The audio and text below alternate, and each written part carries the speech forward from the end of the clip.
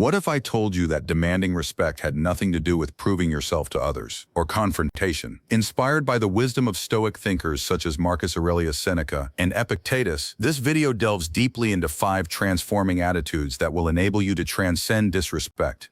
These ageless teachings will enable you to remain balanced, steady, and respected in every circumstance. Make sure you watch till the very end, and don't forget to like, comment, and subscribe for more material that will enable you to thrive.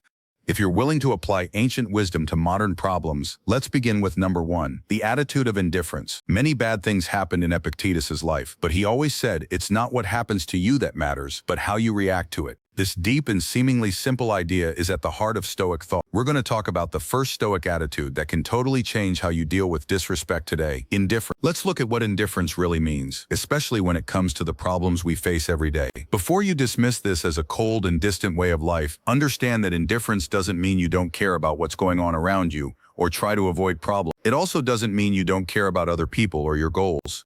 It simply means you won't let other people or things affect how you feel, especially when it comes to disrespect. Let us now break this down. Everyone has to deal with disrespect. There's a chance it's a rude, snide, or passive-aggressive state. People often do these things to make you feel something like anger, upset, or defensiveness. They want to keep your feelings in check. But something very important happens when you show that their words or actions don't bother you, and that they aren't able to move you. You gain control again. That's where the concept of indifference comes in. In the Stoic view, indifference is not the same as being uninterested. You don't have to not care about your beliefs, your pride, or your emotional health. It's about deciding not to let someone else's disrespect change how you feel.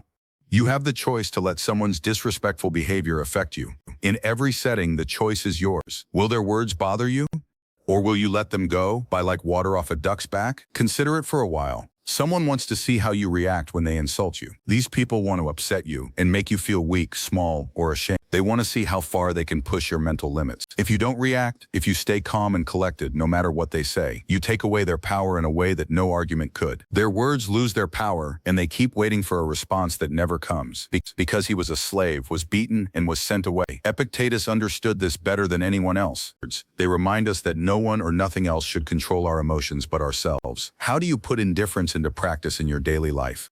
Let's look at some events that happened in real life. There you are in a work meeting, and a coworker rudely comments on an idea you just mentioned. You might want to protect yourself, argue back, or try to show them they're wrong. But this is where the Stoic mindset of indifference comes in. It's possible that you could stay cool, take a deep breath, and keep talking as if nothing had happened. Won't that make me look weak or like I'm letting them walk all over me?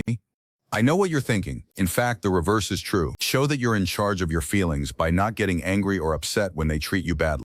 You are not going to give their view more weight than it needs to have. In reaction, you might not say anything, but your silence says a lot. It says, your negativity doesn't affect me. It says, I'm sure of my ideas and worth, so I don't need to defend myself against what you said. It all comes from Epictetus, who said that the key to emotional freedom is to understand that outside factors like other people's views can't control you unless you give them the power to. It's their rudeness, not yours. Their view of you doesn't matter unless you choose it to. You can still control how you feel in that moment of silence. No matter how hard they try, they can't shake you. Let's look at one more example. Imagine you're walking down the street and someone bumps into you on purpose and doesn't say sorry. Although it is rude and disrespectful, what if you didn't get mad and just kept going? Not noticing their behavior at all? It's just a simple show of indifference. Their rudeness doesn't get in the way of your day. What they did is not your fault. How you feel about it is your choice. You gain your power back at that point. Stoicism helps us learn how to be strong emotionally in this way. Being emotionally stable doesn't mean ignoring or being cold to the world around you.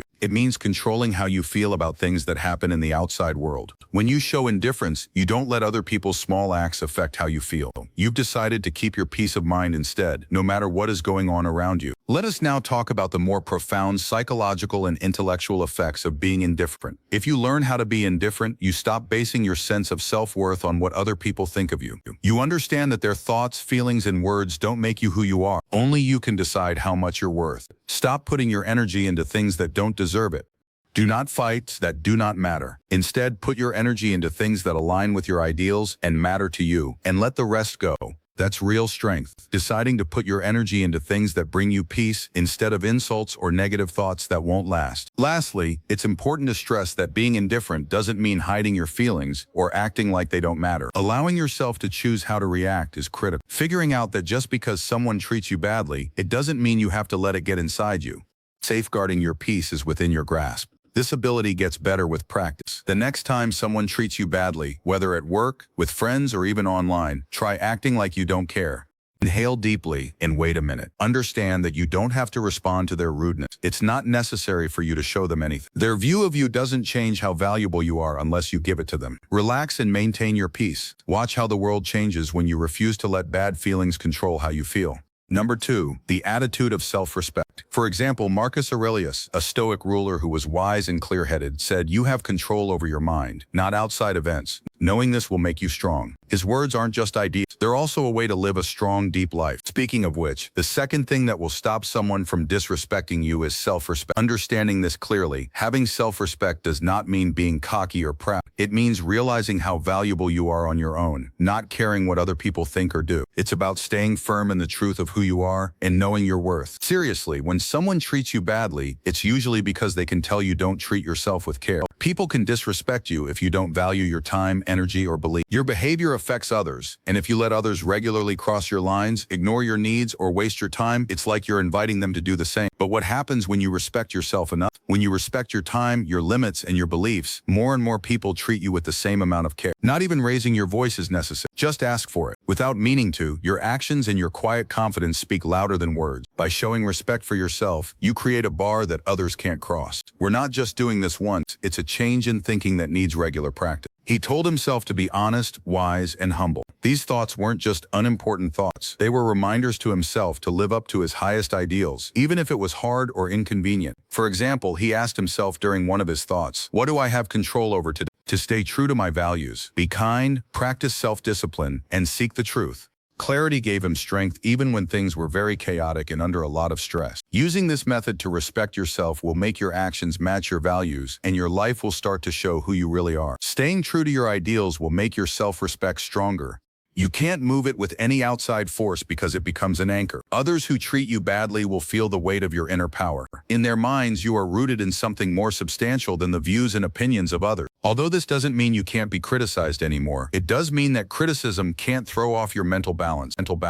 Because you're sure of who you are, you don't need other people's support to feel appreciated. Bullies will finally figure out that you're not the type to be easily swayed. Their fear is taken away by your quiet self-respect, which makes them understand they can't hurt your feelings, control you, or make you feel less important. Maintaining limits is another part of having self-respect. Throughout meditations, Marcus Aurelius often tells himself to stay out of pointless fights and avoid wasting time on things that don't support his belief. When someone hurts you, remember that they are just doing what they know. He wrote, "They don't have power over their mental states." Taking away the emotional charge of rudeness is what this is asking, as opposed to reacting without thinking. He suggests reacting with clarity, grace, and force. Imagine you're at work, and someone else takes credit for an idea you brought up. Feeling angry, frustrated, or embarrassed? Instead of reacting emotionally, you quietly claim the idea as your own. Even if someone argues or raises their voice, just being there and standing strong in your truth is enough. Your statement could be, "I think that idea came from my earlier proposal, and I'd like to make that clear for the team." Your self-respect shows in this simple sense. You respect yourself enough to take what is truly yours without having to prove anything to anyone. People who respect themselves also don't let others abuse their time or energy. Speaking no when needed and not feeling bad about it is what it's about.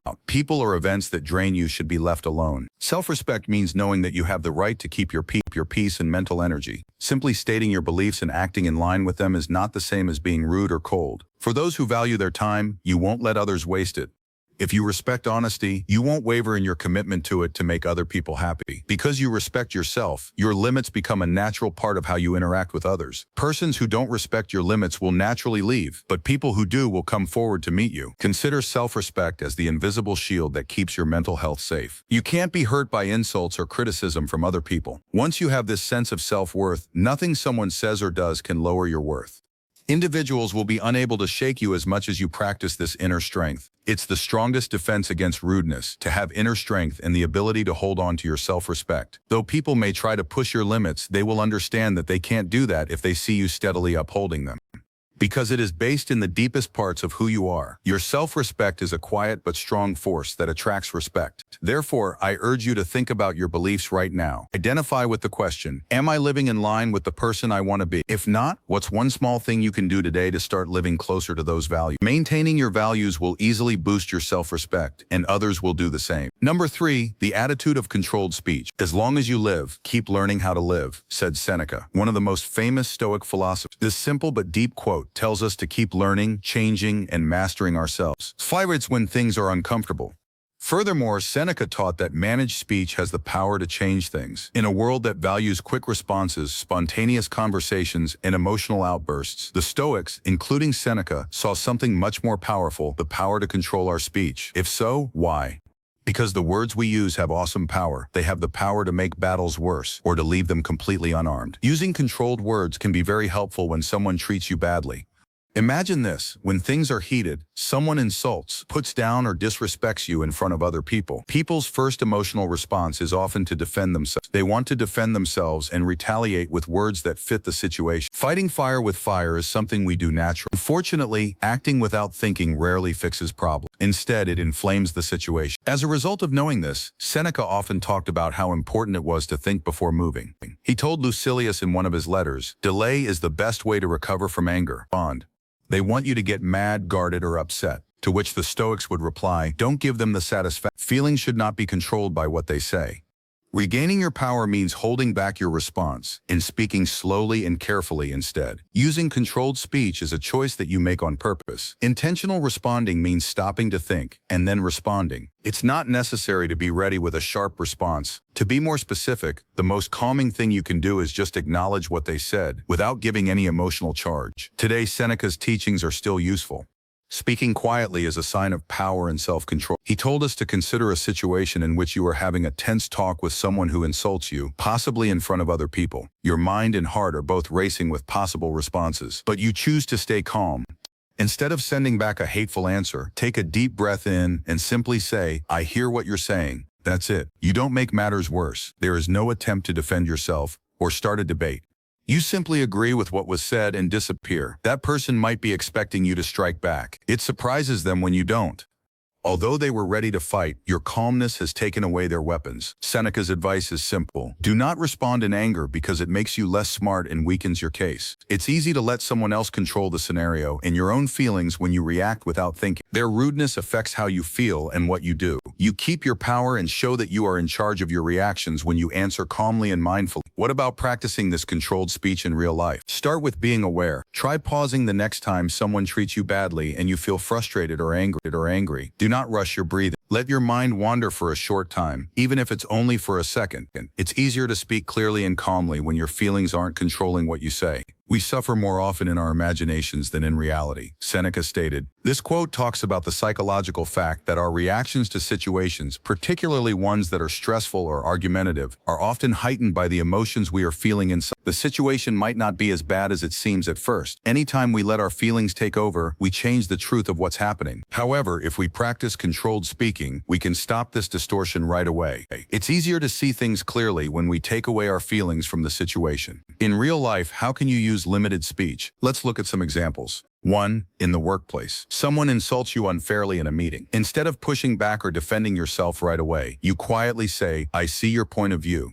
Allow us to look into this more. Observe that this has nothing to do with their rudeness. Instead, you make a positive space for settlement without making things worse. 2. In relationship situations. A friend says something hurtful about something personal. Instead of getting angry or insulting back, you take a moment to say, I don't agree with that, but I value our relationship and think we should talk it through. You're strong, mature, and determined to keep the talk polite. By doing this, when people try to put you down or make rude comments about you while you're out with other people, you say, I'd prefer if we keep the conversation respectful. Instead of getting angry, you've maintained a professional distance by setting limits without getting into a fight. You don't have to avoid all disagreement when you use controlled speech, which is one of its great qualities. There's no shame in standing up for yourself. The person who is insulting you is not lower than you are. You take the talk to a higher level by using words that show you respect yourself and are calm. Show that you are not dependent on outside situations situations by showing this kind of restraint. Being at peace, having confidence, and feeling like you're worth something doesn't depend on how other people treat you. It depends on how you react to them. According to Seneca, what bothers us is not the thing itself, but our judgment about it. Ignoring the rudeness from others doesn't affect us when we stay calm. We're not harmed because we decide how to react. In the future, when someone tries to treat you badly, remember Seneca's wise words and resist the urge to let their words make you feel bad. Simply take a deep breath, pick your words carefully, and answer with poise. It will keep the peace and earn you the respect you deserve if you answer calmly. Number 4, the attitude of gratitude. Even though it seems counterintuitive, showing thanks is one of the best ways to stop disrespect. A person's rudeness may make you feel angry or hurt at first. Socratic philosophy tells us to think about how we see these things. Stoics believed that practicing gratitude could change our minds from being emotionally reactive to being thoughtfully resilient during hard times. Stoic ruler and philosopher Marcus Aurelius was very good at this. Think of what a privilege it is to be alive, to think, to enjoy, and to love. He wrote in Meditations, "The simplicity of this lesson helps us see things in a new way. Even though the world is full of bad things like stress, negativity, and conflict, being thankful helps us rise above it all and focus on what really counts. Someone treats you badly, not denying the pain you may feel, or acting like rude actions don't bother you, is not what it means. Please take a step back prior to responding with anger or defense. Take a moment to ask yourself, what can I learn from this? Tell me about your beliefs and how you want to react to this situation." Mindfulness, a Stoic technique, is very useful in this situation. By developing an attitude of thanks, we can turn every problem, every unfair situation, into a chance to grow as people. Others can't tell us how to feel, so we take charge of how we react. We no longer entrust others with our power. We now own it. A famous Stoic thinker named Seneca said, "A gift, even when rejected, is not less of a gift." Although disrespectful, this sentence tells us that it doesn't make us less valuable. It even becomes a chance to show character. Disrespect from others can help us become more patient, strong, and self-disciplined. By helping us develop these traits, we can feel more at peace with ourselves and in charge. Instead of acting on impulse or getting angry, using an example will help us understand it better. It's possible that a coworker's sarcastic statement in a work meeting would make you feel low esteem. Your first reaction might be to fire back with a sharp rebuttal to support your ideas, or to tell them they're acting rude. Stop for a moment before you do. Relax and breathe out. Instead of responding emotionally, ask yourself, what can I learn from this? In this situation, you might want to learn self-control by realizing that you don't have to defend yourself to anyone. Possibly it's a chance to show that your worth isn't based on what other people think. Alternatively, it could be a chance to think about how you can be more assertive in the future. You can change your attention from the offense to the chance to grow by choosing gratitude in these situations. When we take these events as lessons, they can't make us unstable. These things actually make us stronger. The Stoic view of gratitude goes beyond just being grateful for the good things in life. Having an attitude of gratitude for everything, the problems, the setbacks, and the uncomfortable moments, helps us learn, grow, and become strong. Marcus Aurelius had survived hard times before. For him, though, each problem was a chance to be good. His book Meditations has this passage: "The impediment to action advances action. Whatever is in the way turns into the way." It sounds like Marcus is saying that problems like disrespect, criticism, or difficulty are what push us forward. With thanks instead of resistance, we can face them and turn them into opportunities to grow. Each challenge, slight, or moment of disrespect can teach us something that makes us stronger, gives us a greater sense of purpose, and improves our character. This practice will help you apply the Stoic way of thinking to your everyday life. Spend a few minutes thinking about what you're thankful for when you wake up in the morning. It doesn't have to be big or complicated. It can be something easy, knowing that you can learn and grow, enjoy the love of family and friends, your intelligence and logical thinking. The way you feel thankfulness in small ways sets the tone for your day and reminds you that you control your thoughts, no matter what is going on around you. When you're in a tough or rude position, remember that gratitude. Simply remind yourself that this is a chance to grow. Why is this happening to me? Possibly it's patience. Maybe you need to set clear limits. Possibly it's a warning that what other people think doesn't determine your worth. Thankfulness keeps you from getting caught up in the hurtful feelings of others. In a different case, let's say you're walking down the street and someone starts talking to you rudely. The last time this happened, you may have gotten angry or even attacked back. You now see this as a chance to practice equanimity because you are practicing Stoic thanks, feeling grateful for the present moment. It's a chance to make yourself stronger emotionally. You don't have to react to every slight because you know that other people's opinions don't determine your worth. Take this method without being passive. You are actively picking your answer. You consciously shift your focus from the bad things in the world to your own growth. When you practice gratitude, with practice, turning disrespect into a chance to grow will become second nature. Gratitude takes away the feeling that the world around us is out of our control. We gain control over our emotions and firmly maintain our ability to decide how we feel and what we do. Without gratitude, we would be easily shaken by what other people do or say. That's what the Stoics taught us. How we react, not what happens to us, makes us strong. Number 5, the attitude of walking away. If you want to get better, be happy being thought foolish and stupid. Epictetus said, "This may seem strange at first. Why do you want other people to think you're stupid?" The more important Stoic lesson here is that leaving a setting where someone is being disrespectful is not a sign of weakness, but of mastery. It's the choice to put your peace ahead of strife that isn't necessary.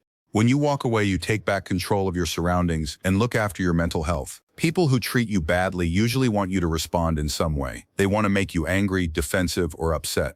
Their story about how powerful and in charge they are over you is strengthened by your inner turmoil. You'll give them exactly what they want if you stay and talk to them. Your time, your emotional energy, and your reply. You're basically letting them decide how the conversation will go. However, leaving the conversation ends it. It stops the negative loop and takes away their power over your feelings. The act of going away is not the same as running away from a problem or giving up. Stepping away from something that doesn't help you is a choice. Epictetus was a Stoic philosopher who said that the only things we can control are our thoughts and deeds. We have no control over anything else. In this way, when we choose to walk away from disrespect, we are basically practicing our right to choose how to react to things that happen around us. The Roman philosopher Marcus Aurelius wrote in Meditations, "You have control over your mind, not over outside events. If you understand this, you will be strong." One way to show this power is to walk away. By stepping away from a fight or argument, you decide not to let it affect you. Protect your peace of mind. You know that your happiness is not based on what other people think or do. So how do you start to get good at this Stoic habit? The first thing you need to do is learn to spot the early warning signs of disrespect getting worse. Most of the time, people will test your limits in small ways, like making casual comments or acting in a passive-aggressive way. Now is the time to choose whether to get involved or take a step back. Pay attention to how you feel right now. Are your blood pressure levels starting to go up? Are you having trouble thinking because you're angry or frustrated? If that's the case, this is your cue to take a step back. If you feel like the talk is getting hostile, ask yourself, what am I really getting out of staying here? Is this conversation helping me grow, stay calm, or reach my goal? Most of the time, the answer is no. Lack of respect rarely leads to progress. It doesn't help people understand each other, solve problems, or have better relations. Almost always, it only causes trouble and wastes energy. Changing how you think about walking away is the next step. It has nothing to do with being weak. It's about setting limits. It shows a lot of respect for yourself to walk away. You take charge of the situation when you decide to walk away. You say that proving a point or winning a fight is not nearly as important as keeping your peace and honor. It means knowing when to step away and not letting other people's bad moods bring you down. Emotional separation is a very important skill for learning how to walk away. Stoicism tells us over and over that we can't change other people, but we can change how we react to them. When you emotionally distance yourself, you don't become cold or uncaring. It just means you learn not to take what other people say or do personally. You know that disrespecting someone says more about them than about you. Being indifferent to what other people think of us is what Epictetus taught us. When you mentally separate from a situation, you stop being on the defensive all the time. No longer do you see what the other person does as an attack on your character. You think that their rudeness is a sign of their own problems, not a verdict on your worth. You can walk away with ease and confidence after this mental shift. Additionally, keep in mind that emotionally separating from someone is a process. It doesn't happen right away. When someone disrespects you, it takes practice not to respond right away. Each time you choose to separate and walk away, you make it easier for yourself to stay calm. Over time, this will feel more normal to you, and other people's bad moods will no longer affect you. When you leave, you're not just getting out of a problem, you're also creating a boundary. Having boundaries is important for keeping your self-respect. They keep us from letting other people take advantage of our time, energy, and mental health. One clear way to set limits is to walk away. It lets people know, I won't stand for this. I'm not going to take part in this behavior. People will learn how to treat you by doing this. They are much more likely to follow your rules if they see that you always do. On the other hand, if you let disrespect go by without responding, it means you're okay with it. In contrast, leaving makes it clear that you expect more. Even if other people don't get it right away, it turns into a subtle but strong way to communicate that commands respect. You always have the option of having no opinion. To begin, it helps you keep your mental and physical energy up. Arguments that don't lead anywhere or conflicts that are harmful drain you. You can't focus on your goals, your relationships, or your health as well as you should. Leaving gives you back that energy, which you can then use for more useful and satisfying activities. The second benefit is that it makes you stronger emotionally. Every time you say no to disrespect, you get better at staying steady when things get tough. You become less affected by other people's actions and more in charge of how you respond over time. The main idea behind Stoic advice is to let go of things you can't change. Finally, walking away lets you keep your pride. You don't need to show anyone what you can do. It's not necessary for you to defend your worth. You prove that your self-respect is important to you when you walk away. By picking peace over pride, you show that you are truly strong. Not staying is not a sign of weakness. It shows strength and self-respect. Knowing your peace is more important than being right, and your honor is more valuable than any fight. You take back control of your feelings and protect your sense of self-worth by walking away when someone treats you bad. Know that you don't have to stay and fight. Sometimes the most important thing you can do is just leave. By doing this, you not only disarm the other person, but also disarm yourself from the need to fight in a harmful, pointless way. If you want to follow the highest Stoic ideals of wisdom, courage, and self-mastery, you can choose to walk away. Pick your limits and your peace and then leave, feeling sure that you made the right choice. Here are 5 Stoic ways of thinking that can completely change how you deal with disrespect. These are not just ways to deal with other people. They are also rules for living a better, more stable life. Remember that the point is not to control other people or make them respect you. Mastering yourself is the point. It will come easily to show respect. Please click the like button, share this video with someone who needs to see it, and don't forget to subscribe. This channel's only goal is to help you do well by applying old wisdom to current life. Take a deep breath, stand tall, and know that your power is inside you. Until next time, keep watching the next video.